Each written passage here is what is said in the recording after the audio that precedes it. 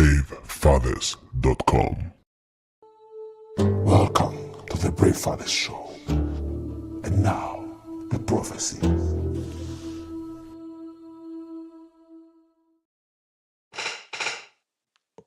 As the father, you can't afford to make mistakes in the UK family courts. You can't afford to make a mistake in any family court on the planet. Now, this video is one of the most important videos I've ever made. And as I keep doing my work, I realize how important it really is for fathers to understand what they are getting themselves into. A lot of people wrongly think that it's a system that is going to be fair and just, and we'll talk about that in a moment. But also, a lot of fathers underestimate the vitriol, the hatred, and just the negative energy that is going to come towards them, and that is generally within the system. Now, I'm not blaming the judiciary specifically for this, specifically not because, while there are some biased judges, I think it's more of an issue of the culture in which we live. And from my observation, there are judges who try their best. I'm not saying they are without criticism. Of course, there's a lot that we'd want to see from our judiciary. But there are other factors involved. And we'll go into some of them today. But the most important thing for today really is you absolutely have to know how to avoid the mistakes that will affect your case, and it will make it harder to see your children. Now, if you don't avoid these mistakes, you may just lose your case, even though you otherwise would have had a good chance. And I see that all the time. You fall into the traps that are there within the system that make a lot of fathers fail where they could win. On the flip side, if you do avoid these mistakes, you will eventually get a chance to state your case properly and to get the result you wanted. Now, I'm not going to pretend that it's easy. I'm not going to pretend that everybody is going to get results, because unfortunately, I can't promise that. In my case, I had some setbacks more than once. And it was only through perseverance and believing and then following the system that I'm sharing with you that I was able to get the outcome I wanted. In fact, some of the judgments I had ignored a lot of the evidence I was trying to present, only to later on the very same arguments to be used to actually win the case, as there was more investigation into the situation. So sometimes you may have to persevere quite a bit and keep going. But if you know how to avoid these mistakes, you have a stronger chance of winning. And before I dive in, the other thing I want you to know is that you have to start applying this stuff now. Because I see fathers who have good cases or have potential to win, who wait, or they think, oh, I'll wait till I talk to my solicitor, and next 2 weeks there's going to be a mediation, there is going to be some kind of meeting, and then they waste precious time that should have been used to prepare, to put things in place, because they wrongly expect that if they just follow the right steps, that the system is telling them, the society is telling them, that even their ex is telling them that they will win the case. But that's not true. This is different from everything you are used to. It's not like school, it's not like your work, it's not like anything that you do where you tick the boxes and you get the prize. It's not that way. You really, really have to be prepared, and you really have to know what you're doing. So on that note, let's jump right in to the first mistake I want to talk about today. And feel free to ask questions, put comments below, and I will answer as best I can and do all I can to help you out. And of course, go to bravefathers.com. If you want direct help, you can click on the link below in the description to get help. So, what's the first mistake? So the first mistake is venting your frustrations to CAFCASS. So CAFCASS is a court advisory, family court advisory service that officially represents the interest of the children. So when your when your case goes through court, CAFCASS will talk to you, they'll talk to your ex, and they may also talk to the children.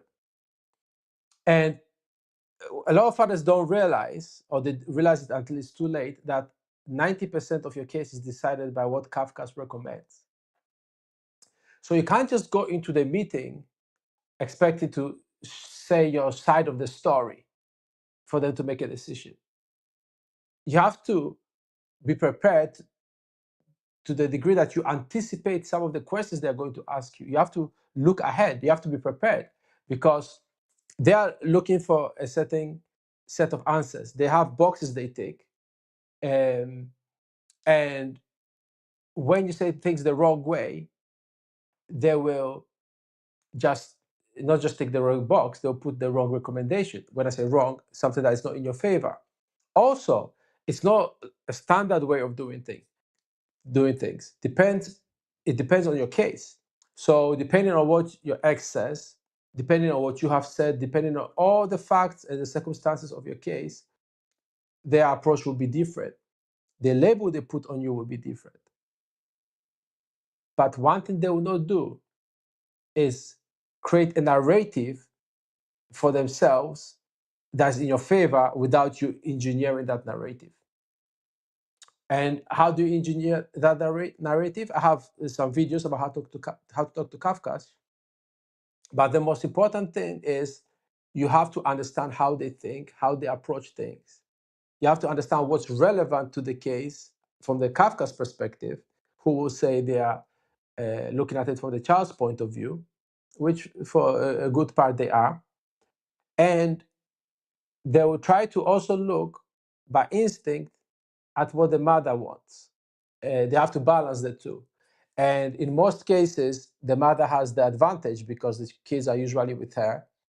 And so she's considered the resident parent. So you saying anything bad about her will not really work in your favor. If there are concerns, of course, you must raise them. But not every concern is valid. If she has a new boyfriend and he's spending time around the kids and you don't like it, CAFCASS does not care about that. The case is not going to be decided on that. There are so many things that you may think are wrong. There may be so many things that frustrate you, so many things that you think you are right on, which you may be right on, but to the court they are not relevant. The harsh reality is that you have to be very, very intentional about what you say. And usually you will not know what to do unless you speak to fathers who have been through it, speak to a good solicitor who can advise you. Of course, get in touch with me as well for help. But you have to prepare for that call. It's only going to be between half an hour to an hour long. But you need to spend a few hours beforehand practicing, rehearsing your tone, how you're going to answer. Make a list of all the things that you want to say. Then delete everything that you think, you know what, that's not relevant. Anything that you can't prove, just act like it doesn't exist, even if it hurts your feelings, even if it frustrates you, even if you think your children will be better off. Because if you can't prove it, it doesn't exist, it didn't happen. Now, that does not mean you have to have definitive proof, like what's it called? Hard evidence for everything. But if you're not able to essentially tell a story that makes it believable, don't do it. And the only way you will be believable is if you rehearse and practice. And your goal cannot be to make the mother look bad. One common mistake, which is not part of these mistakes, but it's also a mistake when talking to CAFCASS, is you're asking, let's say, for 50-50, but you say the children are not safe in the mother's care. CAFCASS is not going to take you seriously, because if you're saying they're not safe in the mother's care, then why are you not asking for a live with order? Why are you not saying there's something urgent right now that means the children should be taken out of the house? And in many cases, there isn't, right? CAFCASS has a threshold, a standard. And if your situation doesn't meet that standard, they will not intervene in a way that removes the kids from the mother. That is a very rare occurrence. And even 50-50 is not a most common thing. That's why so many fathers are frustrated. If there are allegations, there are false allegations, there's a non-molestation order in place, and so forth, all that will affect your case. So, what should you do? State the most important facts, things that show why the children need to spend time with you or to live with you. If you are looking for a shared live with order, why it's good for them to see you, why you are safe for the children, and how you can show that. Listen to what they are saying. Don't vent your frustrations. They don't care. Even if you are right, they don't care. So that's the biggest mistake. Venting your frustrations to CAFCASS and subsequently not preparing properly for that CAFCASS phone call. So the second biggest mistake is expecting fairness. So what you see as fair in your daily life, what you see as the right thing to do in your usual way of doing things, is not what the courts see as the normal way. It's a completely different story world, so to speak. Completely different. And the way the decisions are made don't follow the logic of what you are used to in a regular life. So I'll give you an example. Let's say you travel for 3 months on a business trip, right? And then you come back. It's going to be perfectly normal, assuming you're living together as a family, that you just see your kids. And, they'll be like, daddy, daddy. And then, of course, as kids are, they want to know what you brought for them. But of course, they want their hugs and kisses too. But if in court, they look at you not seeing the kids for 3 months, right? Because the mother stopped you. Now, all of a sudden, it can be said that it's not safe for the kid to see you because they've not seen you for 3 months and they are not used to you. Yes, it sounds ridiculous, but it happens all the time. All the time. And if there are allegations of abuse, then that's almost a guarantee that you won't be seeing your kids unsupervised. That's very unfair. It's wrong, but that's how it is. And the courts will usually err on side of caution, because if there are allegations of abuse, which usually there are, right? If you're watching this video, probably you're facing some kind of false allegations. If there are allegations of abuse, they have to act in a way that, in case the allegations are true, nothing happens to the mother and the children. Because if, let's say, despite the allegations, they say, okay, go ahead and see your kids unsupervised, and you do something wrong, they will be held liable for that. It will be on them, right? So unfortunately, we live in a culture where men are seen as the bad guys. And when a bad man does something, all men get blamed for it. And the courts act that way too. I see it as the system being biased against males. The culture is biased. If I'm to be very frank on this, males are biased against themselves, right? Everybody's willing to punch a guy in the face, but accepts a woman, hitting a bouncer like it's normal. If you go to many clubs, you see things happening like that. There's a cultural bias where females are allowed to do wrong things and males are not. So similar to the first mistake, venting your frustrations to CAFCASS, if you do something, it will be seen as 10 times worse than if a woman does the exact same thing.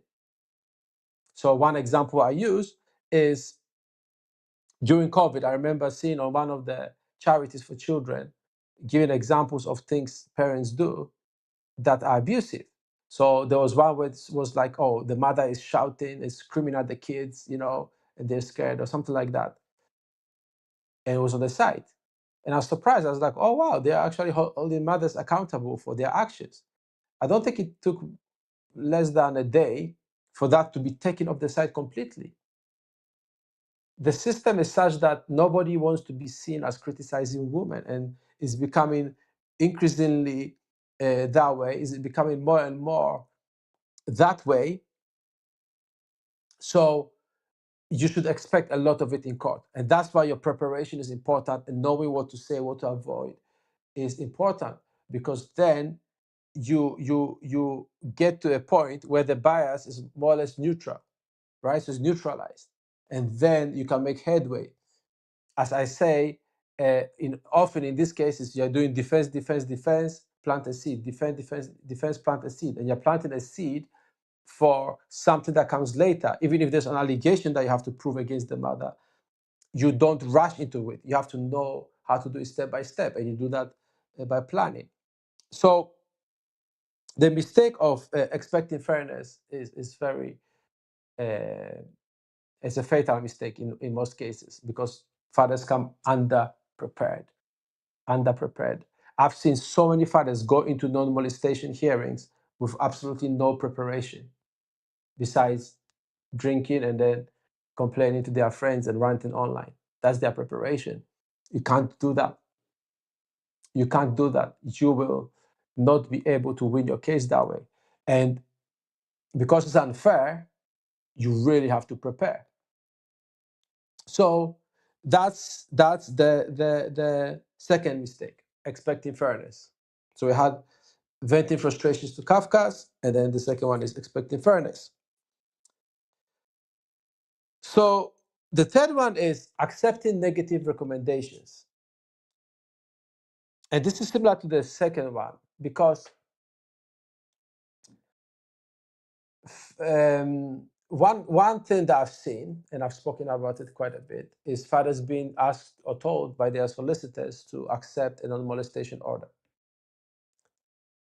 or to accept terms that are not favorable to them without a fight. So sometimes it's inevitable, and there will be a non-mol order against you, but you have to put up a fight.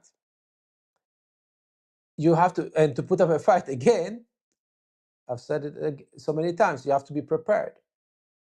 There are many fathers who could avoid having a non-molestation order against them, or they could shorten the period of the order, or have some kind of measure in place that would remove the need for the order.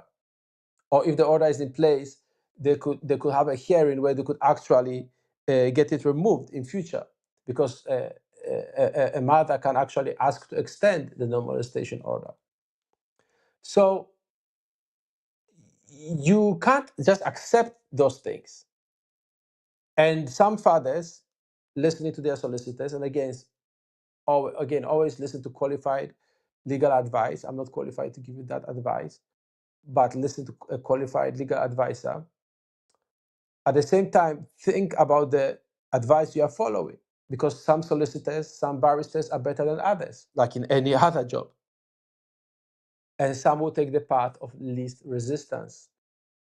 So they'll say, accept the non-mol, because then you can have it with no admissions, right? And there are no findings against you, so accept it. But once the non-molestation order is in place, it will be very hard for you to see your kids. You definitely not see your kids unsupervised. It's not going to happen. So at the very least, put up a fight, because some of the strategy that you need is actually seeing how your opponent is going about things. You have to start to fill the system out for yourself. You have to become very cognizant of what's going on. So the more passive you are, the less information you gather, the less data you have about what is actually going on in court. So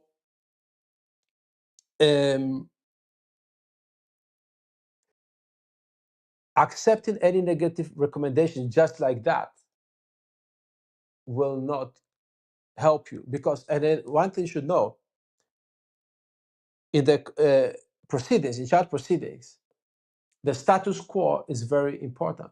What I mean by the status quo is how things are now. It's very difficult to make changes to the status quo. So even if you accept a temporary decision easily, that decision may become permanent. And that is the most difficult thing to accept about family courts. So if you want to win, fight to win. Fight to win. Don't just accept non-mos. You may not win the fight to get it removed, but at least you will have a better understanding of the court system, and you may reduce the period for which it lasts, or you may get rid of it completely, or you may negotiate better terms for your non-mo. And there's a lot of things you could actually negotiate before going to court. Sometimes you may be able to, end up with a non-mol anyway, but with certain terms that, for example, that you are not allowed to call the mother and so on and so forth, but but supervised contact starts immediately. If you're able to prove that the kids are not in danger and so forth, you may get some terms. It all depends on your case. And if the mother agrees to it, then the judge will possibly agree to it as well. Again, it all depends. But the point is, don't just accept it, right? Prepare. And in most cases, there will be a fact-finding hearing afterwards. So by putting up a fight, you also get to see what kind of evidence is being brought against you early on. So you have better preparation for that. So that is the third mistake, accepting negative recommendations. And remember, the non-molestation orders are very hard to fight, very difficult. So make sure you do your best and you prepare properly. So the fourth one is not studying the opponent's case. As fathers, it hurts us when we are taken away from our kids. It hurts us when the woman we trust the most becomes the person who perpetrates the biggest betrayal on your life on you. It hurts when everybody sides with her, nobody believes you, and when you're down, people think, just get over it, right? Nobody seems to be on your side, everything seems to be against you. So what do? We shut down. We shut down. We isolate ourselves. Sometimes we drink, sometimes we smoke, some get high, some go into other habits, but we basically shut down. The problem with that is time is ticking. Time is ticking. So if you're not using that time to fight, you are losing in that moment. And of course, maybe the proceedings have not started yet, but you already have to start preparing. Every little information you've got, you have to gather it. You have to study what your children's mother is plotting against you. You have to understand it. You have to look deeply into how she's going to proceed to smear you in court, because she will smear you in court. You have to look at the false allegations that you think are coming, because often the moves are telegraphed. You look at messages that at some point you're like, that sounds odd, that doesn't make sense. And then you're like, oh, she's going to lie about this, she's going to lie about that, she's going to lie about this. So you can start gathering the evidence that proves you're right. You can start gathering arguments for your case. Because remember, even if you have the best arguments, it's still difficult. If you don't have good arguments, then you have almost no chance. And as unfair as the system is, a lot of fathers just don't understand that you can't win if you prepare better. The system is not going to fight the fight for you. You are going to have to do it. In my case, for example, I had to find all the case law that supported my argument for what I wanted. I had to go through the appeal courts myself. And I was going against solicitors and barristers. And I won. I won. I won. I've had situations where I didn't get what I wanted. And I would persevere, keep fighting, and then win in the end. So there are times where I would, lose a hearing. But then I'll say, okay, how am I going to approach it? And I kept going because I knew the weaknesses in the opposition's case. I knew the lies, and I knew I just needed enough time and the right circumstances to prove those lies. But you can't do it if you don't prepare for it. And you can't prepare for it if you're not studying what they're doing. Once the statements comes in, once the application comes in, once you have a hearing date and so forth, you have to know the documents better than the other side knows it. You have to know her case better than she knows it herself. As crazy as it seems, that's what it's going to take for you to win. Because remember, when you go into a fact-finding hearing, you'll be cross-examined. Is it not better to know ahead of time what kind of attack you will be under so you can prepare than to just, wait, just drink, just complain about it? And listen, I've been there, so I know how much it hurts. So I'm not taking that away from you. But if you know that you have the right case, that you're on the side of truth, then you have to prepare. Our court system is the adversarial one. One person wins, the other person loses. That's the reality. So you have to study your opponent's case if you want to win. Don't go into the courtroom unarmed, unprepared. And it hurts so much to see fathers. When I speak to fathers sometimes on the phone or when they write to me and so forth, and they say, oh, I lost because this and that. And you could see that they could have actually won if they knew how to prepare. Often they get blindsided during the hearings, but they wouldn't get blindsided if they studied the case that was being brought against them. If they went through it with a fine tooth comb. And I've done it many times for fathers. I'll literally block out hours, say 4 hours, get all the paperwork, and go through it and find all the lies and inconsistencies. And then that later helps to win the case in court. I've seen cases where the opposition literally backed out of the hearing, and the case ended. When they tried to make certain orders, preventing certain decisions that were against the father to be made. How? By studying the case. Whereas before the father came to me, he would be resigned. He'd be like, oh, I can't win this. I'm going to lose. Doesn't matter. I'm going to lose my child. But then you fight, and part of the fight is studying the opposition's case. And then you start realizing the patterns. And then you know how to show them to court for you to have a stronger case. And as I said already, the system is already unfair. If in the fair system, you need, let's say, 5 great arguments, in the unfair system, you need 15 or 20. You really need to have a preponderance of reality on your side in order to win in the family court. And a lot of the answers will be given to you in the paperwork, in the messages that you received before, in you recalling events that in your gut you felt something was not right. And you're like, oh, I get it now. This is the lie she wants to say about me. This is the allegation that's coming. Let me find this proof already, Let me speak to this person that was there to be my witness, and so on and so forth. You can only do that if you study the opposition's case. And listen, I used to hurt reading the allegations. Like it hurt, and it hurts reading the allegations when I'm doing work for a father. Let's say helping him prepare a witness statement, and I'm reading, what his ex did or is alleging, and I know it's a lie. It hurts. So I can understand you being reluctant to be going through all this paperwork that is smearing you and so forth. It's painful, but it's like war. It is not pleasant.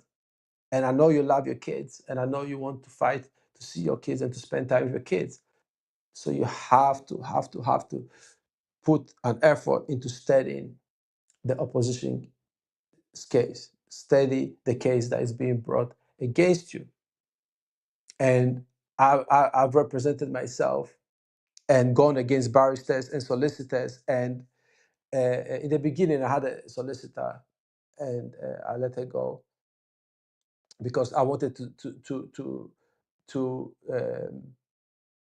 win, because the solicitor is not going to spend hours on the papers, and it's not like in the movies where the uh, barrister or the lawyer or the solicitor goes through the papers, smoking and drinking whiskey through the night till morning trying to figure out your case. That's not going to happen. You have to do that yourself. And then even if you have a solicitor, you have to be able to go to the solicitor and say, look, this is it. They have to read your paperwork, or at least your bullet points that you need for your statement if they are preparing it with you or for you. And you have to have it already on point. They just have to put it in words.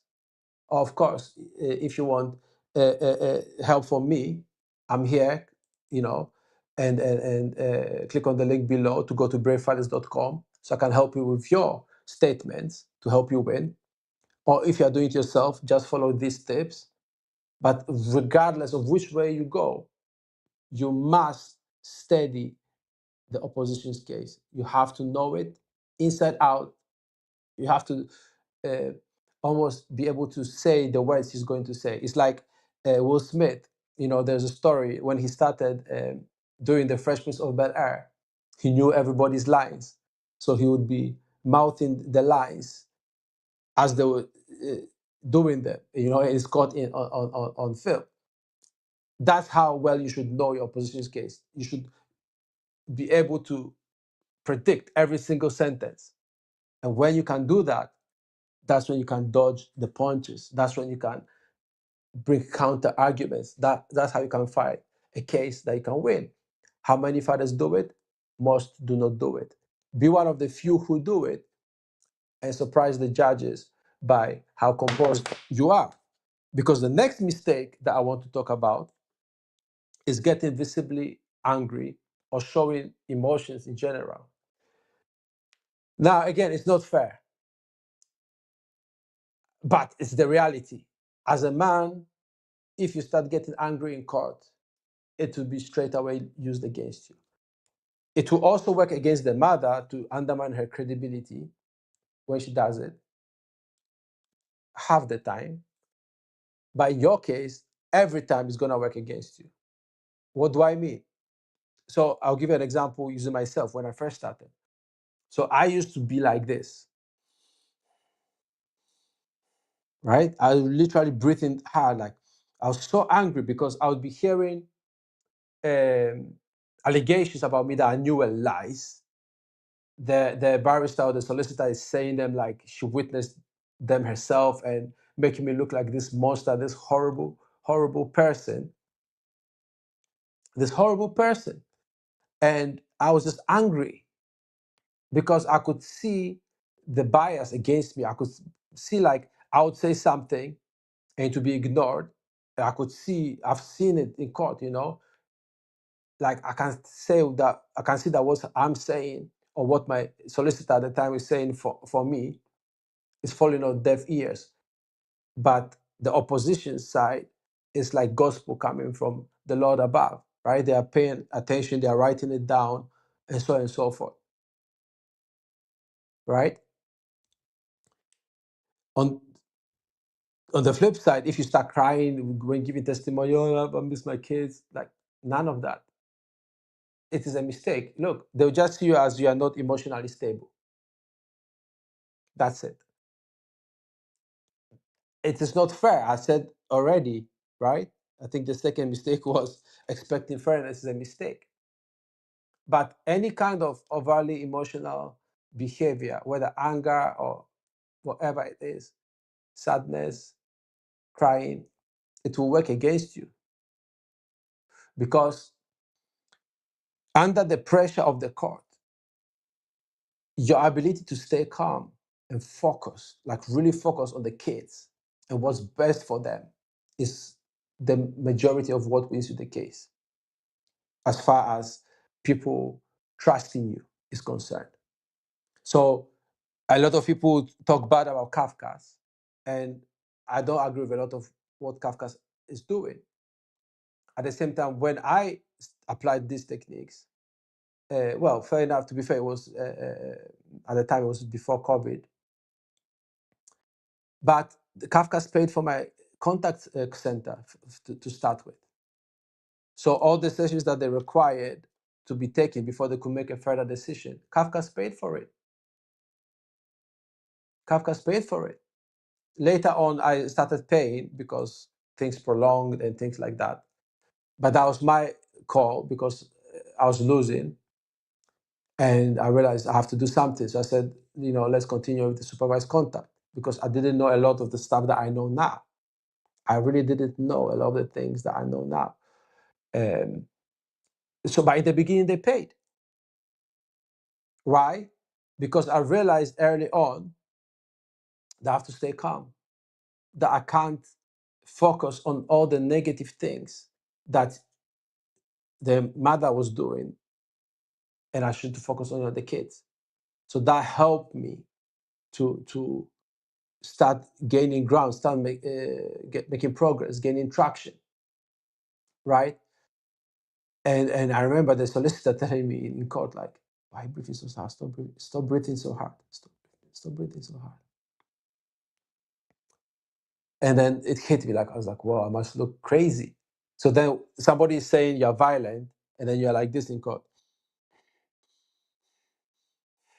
What is the judge going to think? That, well, he looks angry now, he probably is violent. Or you break down crying. And they said you can't handle your emotions. Well, you're crying. And you may say to yourself, oh, but when she cries, they'll give her a tissue. Fair? No. Reality, that's what we have to deal with. So don't make the mistake, right? It's not fair. But as men, we have to be rational, right? We have to deal with the situation as it's happening and adapt so that we can win. That's what makes us brave fathers. That's what makes us strong and powerful for our children. So that's number 5. Number 6, and it surprises me that I see fathers do it, and I see mothers do it as well. And it's always better to let the mother make the mistake than you make the mistake. And what I'm referring to is talking out of turn. So sometimes you may hear something that is so horrible about yourself that you're like, I cannot keep quiet. I cannot stay quiet. I have to say something. And then you're like, no, but this. And I've done it as well in court, right? I've done this. Sometimes it's so difficult. I remember like the way I have this pen was a set of proceedings and something was said about me. And I was flabbergasted. It was such a lie. And I like dropped my pen so hard and everybody turned. I was like, oh, shit. Like, you have to figure out how to control yourself. And there's ways to go about it. We can't really go into it in this video, but I talk about ways to deal with your emotions because your emotional state is a very important part of this as well. It's part of the foundation of your fight because you are not going to be calm if you don't calm yourself down before the hearing. It is going to be very difficult, almost impossible. And then if you're not calm, you want to talk because they are saying something about you that is a lie. You're going to be like, or you want to tell your lawyer, like, no, you have to learn how to comport yourself, how to compose yourself. That's why the earlier mistake I mentioned of not studying your opposition case is also important, because if you've studied the case, you'll be prepared for a lot of this stuff. You'll be emotionally neutral because you're like, okay, it's coming. You'll be prepared for the worst. So you won't be so reactive and you won't start talking when you shouldn't be talking, right? You won't start reacting when you shouldn't be reacting. And listen, I've seen mothers who are lying get angry in court when the court shut them down because they were making this mistake. It's always better for them to make the mistake, interrupting the judge. And I've seen this in different kinds of hearings where, she will interrupt the judge when he's speaking. I've seen even lawyers sometimes act not the best way, not professional, and that goes against them. So one of the weapons in your arsenal is staying calm, relaxed, and professional, because then it creates a contrast between yourself and the other side.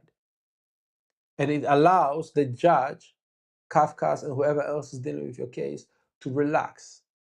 Because listen, when they come into that room, they are used to fathers being angry. They are used to fathers speaking out when they are not supposed to speak to. They are used to you just not being prepared and you focus on attacking the mother, even when you don't realize it, because that bitterness, that anger is there. They are used to it. They are prepared for it. They are prepared to shut you down because that's what they are used to. And you surprise them when you stay calm, when you stay professional, you state your case. When you know what you're saying, every point that you say is measured.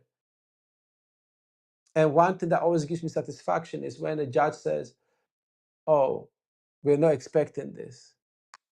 Oh, we don't usually do this, but, and so forth, because it's unique. Or when in court they say something like, I've never even seen this. I had one solicitor who saw some of the stuff that I was doing, and she was so surprised. She told the magistrates, and the magistrates were like, "Oh, let me see." And they look, and they were like, "Oh, wow, did." Like they were surprised, and which helped me, of course. The other side tried to straight away devalue it, but the good impression was already there, had already helped. So learn the court protocol, prepare for what you will say, and only speak when it's time to speak. There'll be a time when usually the judge allows a bit of back and forth, but always raise your hand. If I may I? If you have to say something, but don't interrupt when it's clearly not your time to speak. It may seem like a little thing, but I've seen cases lose traction just because of this. You don't want to alienate the judge. You don't want to alienate the legal advisor if you have magistrates, and you, of course, don't want to alienate the magistrates. Even when they are talking straight bullshit, you have to receive it calmly and with respect and with humility. Again, it's not fair. It's not fair. I'm not saying it's fair, but we are trying to win for the sake of our kids. So that's the mistake. So don't ever talk out of turn. Never. Now, number 7 is similar, but I've seen this happen, which is speaking to your ex, looking at your ex, or speaking to her lawyer during the hearing. And I've seen a judge literally say, you're not going to have a mini hearing in the middle of my courtroom. So again, I'm not saying you do this, but I've seen this happen where, the focus shifts to the couple, there's unresolved issues. So there's some sort of communication or trying to address the person directly. Now, she may do it to you. You don't respond, you don't react. And sometimes they bait you like that. So I've seen a situation where the mother will say something directly to the father, even though she's supposed to address the judge, or she's not even supposed to speak because she has representation. She'll address the father. As the father, you don't respond because then she looks dumb, she looks bad. The court shuts her down because they're expecting you to respond, because then it makes you both look bad, right? Because they want to keep that narrative going. But if you're able to just stay calm, she says she's speaking to you, calling your name out directly, because it happens. You're looking at the judge, calmly, professionally, and let the judge handle it. It's one of those things that you wouldn't expect to happen, but they do. Also, don't try to speak to the lawyers, and even if it's a nice thing, or like, excuse me, here's the no. Everything you do should only be directed to the judge. If you have representation, you speak to your lawyer speaks to the judge. The other side does not exist to you, right? And if you are just starting your proceedings, you may think, oh, I would never do that. And you'll be surprised how easy it is to do that. Don't even look at her. If there are allegations of abuse, there may be a screen separating the two of you. But if there is no screen, or if it's a video hearing, don't look at her. Even if she can't see you looking at her, just don't do it. The more you act like she doesn't exist, the better, right? And usually that may also cause her to be more dysregulated because she's not used to you being calm, right? Because just a few months ago or weeks ago, you were arguing about this and that, the other, before the split up. And now you're calm and cool. What's the saying? Cool like a cucumber or something like that. You just calm, right? By the way, if you have questions, feel free to put them in the comments below. I'll answer every question. So don't talk to her, don't talk to her lawyer, don't talk to anybody else. If you really have to, your solicitor, or write a note. If you're representing yourself and you have to say something when it's your turn, always talk to the judge. It may seem little, it may seem like that should not decide your case, but unfortunately, fathers make these mistakes and lose. They may be great fathers, good fathers, but they make these mistakes and lose. Again, it's not fair, but that's how it is. So the eighth mistake is poorly written statements. One thing that always annoyed me when I started going through this, when I was hiring somebody to help me work with it, let's say a solicitor, and they would schedule an hour to write a statement. So basically, what you do is you go in, you speak, they write the notes, and then they make a statement based on that. The reality is, if it's a serious case, 10 hours is minimum to prepare, not to write the statement, not even to write a statement, to prepare to write. What do I mean by prepare to write? Have all the bullet points, every single thing that you think you might want to say. Study the opposition's case. You can count that in that time. Start making arguments, counter arguments. Think of what will be said against what you are saying. Think of what you can say to counter that. Anticipate things, and so on and so forth. Because a lot of cases are decided by their written statements. Your witness statement, your position statements, and in trial, skeleton arguments, or in your appeals, skeleton arguments. You have to really, really make an effort, because that effort also helps you present your case better. But also, when the judiciary refers to your paperwork, or CAFCASS reads it, or whoever else is involved, you're persuading them through the reading. You have to view court proceedings partly as making a written record, because at the end of the day, everything is going to be represented by something written down, with the final order being the ultimate paperwork or the ultimate document. So you want to write your statements in a way where the judge can read it and say, all right, that goes into the order. Maybe they'll rewrite it or whatever, but they can see what your case is, right? You have to really prepare, because you may say something, offhandedly to your solicitor. They'll just write it down, and then that will become the point of attack against you when you're being cross-examined. And they'll say, refer to your statement on page this, blah, blah, blah, paragraph that. And you look like you say, oh, I didn't really mean to say that. But you've said it, it's written. You've sworn, or you've declared that this is the truth, and as far as you know. So your statements have a job to do. And the most important part of the statement is to persuade the other side. It is not to present the information for them to decipher and see the truth for themselves. No, you are persuading. It's a skill. So if you're not willing to spend some hours on it, you're going to have a problem.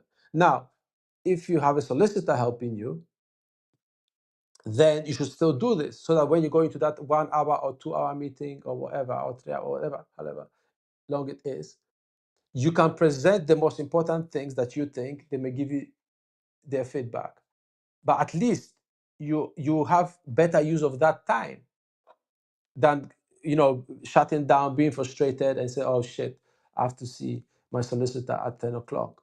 And then you show up, talk for an hour, and then they write it down. No, it's not just about the truth. It's about what's relevant, what's persuasive, what will make a difference, what will make the judge see things your way. And I've said it already, there's a lot of bias against you already. I felt the bias all the time, even when I won. Even when I got what I wanted, I could still feel it. I could still feel it. I could see it in their eyes. I could see the injustice. So with all that happening, you can't afford not to have strong statements. And if your case goes to the appeal court, that statement will be read as well. If your case goes to court again in future, there's a chance that statement will be read as well. So you have to make it future proof. You have to make it as solid as possible. Let every second count. I cannot understate how important this is. I cannot. And I've seen fathers lose because of bullshit statements. There was one client I had last year, and his solicitor actually sent a bullshit statement. I think he used ChatGPT to write it. It was so ridiculous. Like, it was clear that this was going to lose the case. And we wrote a different one. And we got a good outcome. You can't afford not to have good statements, because they are your weapons. Ultimately, remember, as I said, in court, everything comes down to being a written record. If you go to an appeal court, they want to see transcripts, and they want to see what statements were said. If you are preparing, you have to read through your own statements to make sure you are not contradicting yourself in court and so forth. This is very important. So if you need any help with that, make sure you click on the link below to go to bravefathers.com, get in touch, and I'll help you work on your statements. And I always give an hour free consultation. That's a full consultation with no obligation on your part. Just make sure I give you everything I can within that period to help you win your case. So if you choose not to work with me, that's great. I had lots of help when I started out. People helped me, so I want to give back as well. So that way you have a stronger chance of winning. And I'll give you an assessment of what I see, how I see things going, so you get the best chance to win and see your kids. But make sure, whatever you do, you have well-written statements. So the ninth mistake is It's not practicing your submissions. What do I mean by that? If you have to practice what you're going to say in court. So at some point you'll be cross-examined if you have a fact-finding hearing, and most likely you will be if there are false allegations against you. If you're representing yourselves, obviously you have to speak. You have to spend time practicing. Ideally, in front of a mirror. Like I got myself a huge mirror just so I could practice what I was going to say in front of the mirror to see how I look, my mannerisms, my facial expression, to see how I came across. And you have to practice, practice what you're going to say to the judge, how you're going to respond to arguments, the phrases you use to disagree. You have to learn, practice the humility in your voice that you need to address judges. I've made a mistake before. I accept of being slightly a bit too arrogant for the judges, and I think it rubbed some of them the wrong way, which cost me. A few steps back, which were difficult to gain again. I did, but it's very difficult. When you practice, it's like shadow boxing, right? You also realize some of the things that may be said against you at the same time. The whole case will be building your case more strongly. So even if you have a solicitor, practice what you're going to say to your solicitor. Why? Because you're paying per hour. You're not going to spend, 5 hours every day or whatever with your solicitor. Most people speak to their solicitor about 3-4 hours before a hearing, max. Right? Maybe 5, if that. But you're talking about years of things happening. You're talking about your children's lives. You cannot easily condense that into 5 hours. So practice. Look, I'm going to say this, that, the other. Okay, here are the bullet points before going to that meeting. Don't start thinking on the fly when you get there, because time is precious. It's not just about the money.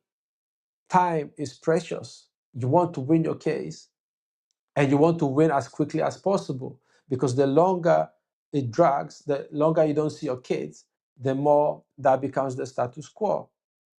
So it's easier to argue against you and say, look, the children haven't seen him in a while and they're just doing fine. So there's no need for the father. So practice your submissions. Don't worry about somebody hearing you or looking stupid. Like at some point, listen, I stopped caring. I remember one time, I used to even pretend I was on a call. It got to a point I was like, I don't even care. And sometimes on the street, an idea will come to me. I'll just start practicing. Yeah, it looks crazy, but it helped me win. So I'd rather do that than lose, right? I care about seeing my kids more than I care what people think about me. As with everything, practice, practice, practice. It will help you stay calm. It will help you stay confident. It will help you deal with surprises, because there's always a surprise. There's always a surprise attack in court. Every time you go, there will be a surprise attack. As you're preparing to go to the hearing, you'll be told, oh, she says, da, da, da, da, da, da. Like, what? She never did it before. But it's going to happen. But if you've prepared everything else, now you have the freedom of mind to focus on the thing that is the surprise attack, right? And then you have a better chance of winning.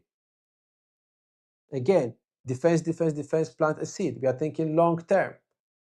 We are planning long term. So you have to be prepared. Practice your submissions.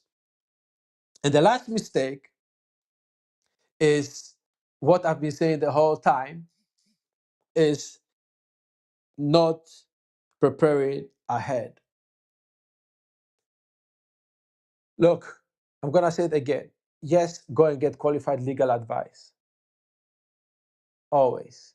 But it is not a purely legal problem. Your solicitor is not going to fight for your case for you. Your barrister is not going to fight for your case for you. They'll fight for results at the hearing. Yes, they will. But remember, your barrister, you probably speak to him or her about 2-3 hours max, let's say 3 hours, 4 hours max before the hearing, right? So you have a consultation for 3 hours. They'll try to get to know your case.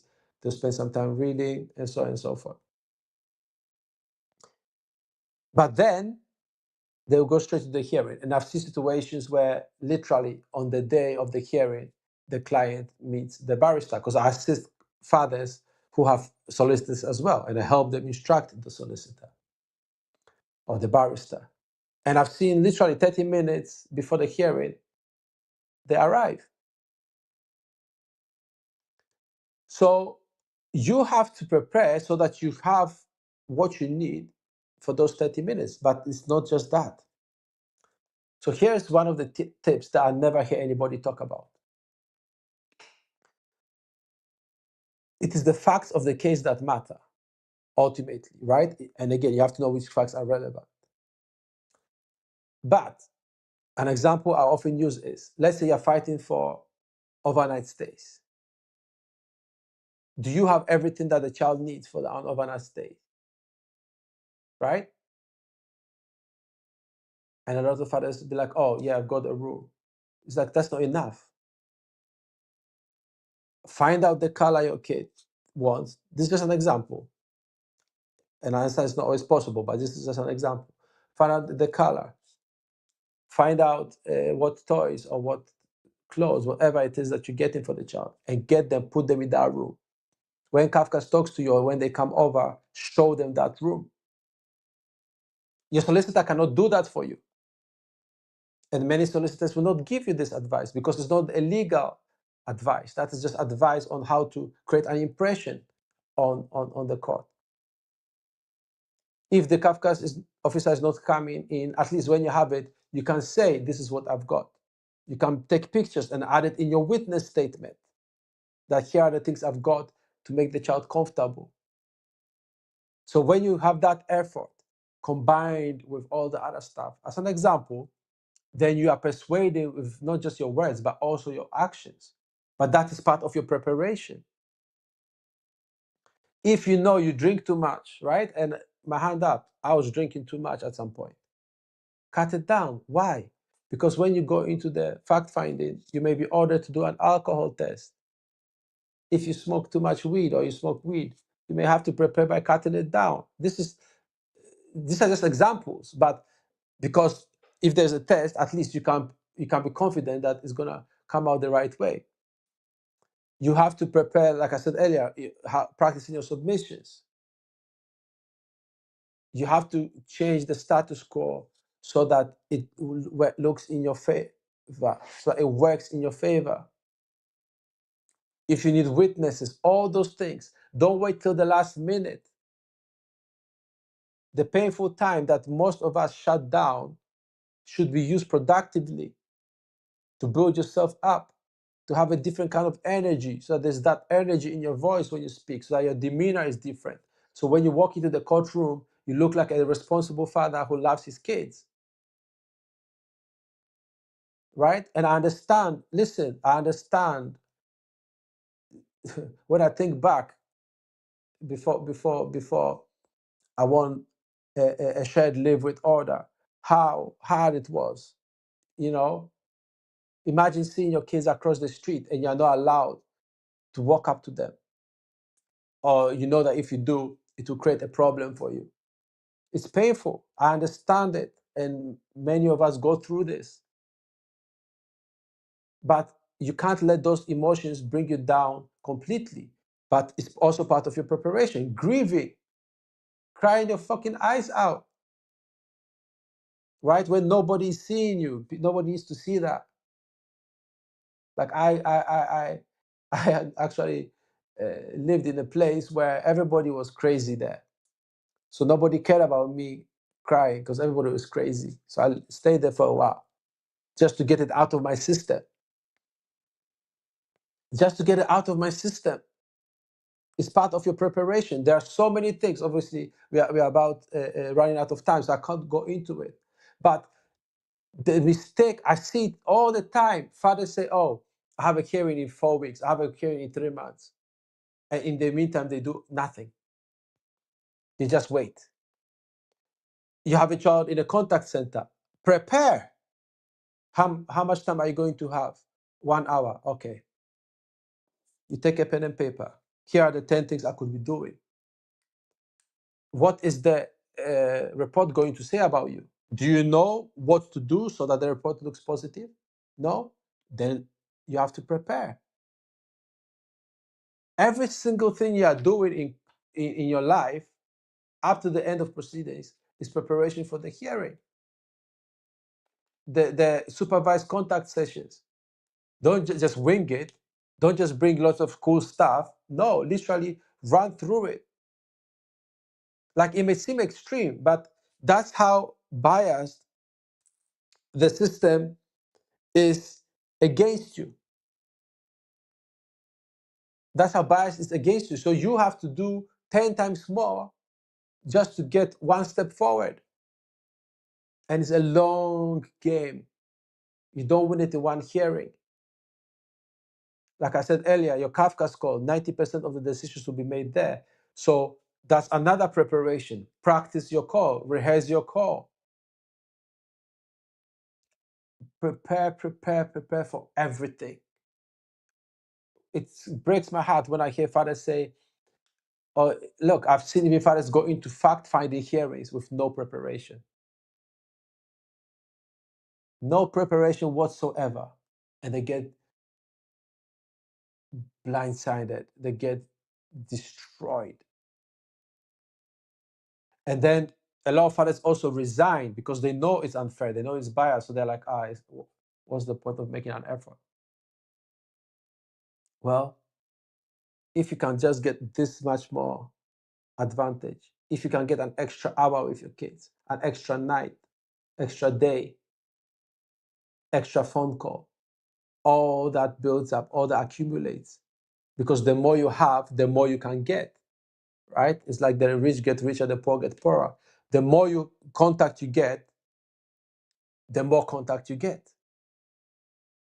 So the more you prepare, the more you are able to get. And the faster things move. If you know how to plan things out, if you know the progression, if you know the narratives, and so on and so forth. So that's why I make my videos, to help you prepare as well. But if you want extra support and you want extra help, get in touch with me.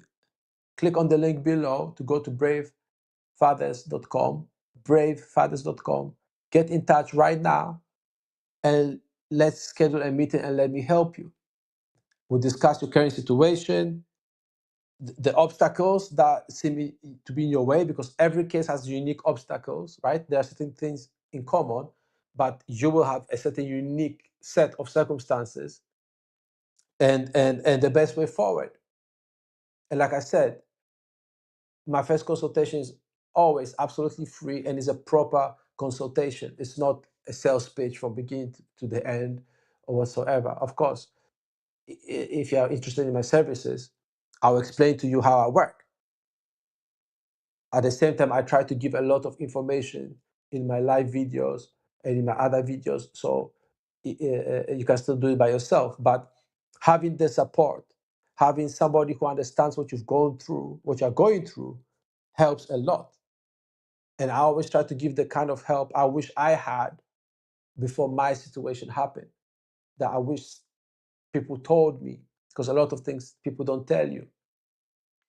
Even solicitors don't tell you a lot of things, and then you experience them, and then you have to, face the consequences. In any case, whichever way you choose to go, I hope you put up the best fight to see your kids. So let me quickly recount the mistakes. So the first mistake is venting your frustrations to CAFCASS, right? Number 2 is expecting fairness. It's not a fair process. Number 3, accepting negative recommendations without a fight, without trying to get a better result. An example a common example is just accepting a non-mol order because they say no admissions. Try to fight for it. The fourth mistake is not studying the opponent's case. So you have to know what the case is being brought against you. You have to put in time. Number 5, getting visibly angry or showing other strong emotions. It will always work against you in court. You'll be seen as unstable, and the false allegations will be more likely to be believed if you don't have a relaxed professional demeanor in court, even though your life seems to be going down the drain. Unfortunately, that's how it is. Number 6, talking out of turn. You may not do that, but certain fathers do that. They speak when the judge is speaking, or immediately the other party says something, they start speaking without asking for permission or raising their hand to get permission. Yes, I know you're not in school anymore, but that's the courtroom, and you have to work with the protocol. Number 7 is trying to talk to the opponent or her lawyer during the proceedings. Don't do it if she's looking at you, talking to you directly, saying stuff to you, whatever. Doesn't matter. Speak to the judge. Speak to the judge.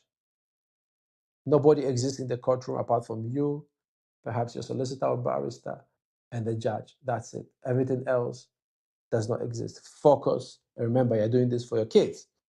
Number 8, very big mistake, poorly written statements. An hour or two spent just saying what you think and feel. No, that's not what it is.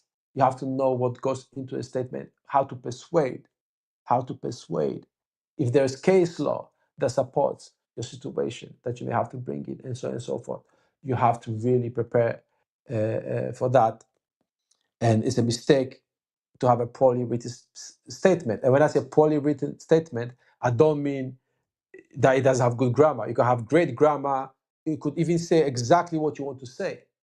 It's still a poorly written statement if it's not persuasive, if it doesn't have the elements that convince the judge, the legal advisor, the magistrate. And by the way, the legal advisor is not supposed to decide, but they really have influence on the magistrate. That's not official, but they do. And whoever else is involved in your case, CAFCASS, social workers, whoever reads your case now or later, will look at your statements. So you have to know how to persuade, how to speak to what these people think about in order to get the best results. If your statements are not strong, your case will not be strong. So number 9 is not practicing your submissions. Submissions meaning your arguments, what you're going to say to court. Even if you're going to see a solicitor, still practice what you say to the solicitor so that you don't waste time. Make sure you write down your points. Everything should be intentional. Everything should be premeditated. Everything should be thought out. Don't just go in, and wing it. That fails. And then the biggest mistake of all is not preparing ahead. Again, every single thing you should prepare. Every contact session, be prepared for everything. You should think ahead. Oh, is she going? Let's say she's gonna be there. Oh, she's gonna be saying mean things. What am I going to say? How am I going to handle the kids? How am I going to keep the kids engaged? What games am I going to play with them? What if they are tired? Am I feeding them? Am I not feeding them? So that's for a contact session. Prepare for your court. Okay, I know there's going to be a non-mol hearing. I know there's going to be a fact-finding hearing, and there's going to be a final hearing. Prepare for each point. Oh, I'm going to talk to CAFCASS next week. What am I going to say? What are they going to say to me? What are the accusations coming my way? Like everything has to be planned out. You have to put all that effort. And so, of course, it's not easy doing it by yourself. It's not easy doing it by yourself. That's why I'm here. So click on the link below to go to bravefathers.com and get in touch so I can help you out. Also, any questions you have, leave them in the comments below. If you haven't yet subscribed to me or followed me or liked my stuff, if I've helped you, I'll appreciate if you could just, give me a signal by liking it or by subscribing so you can get more of the future content.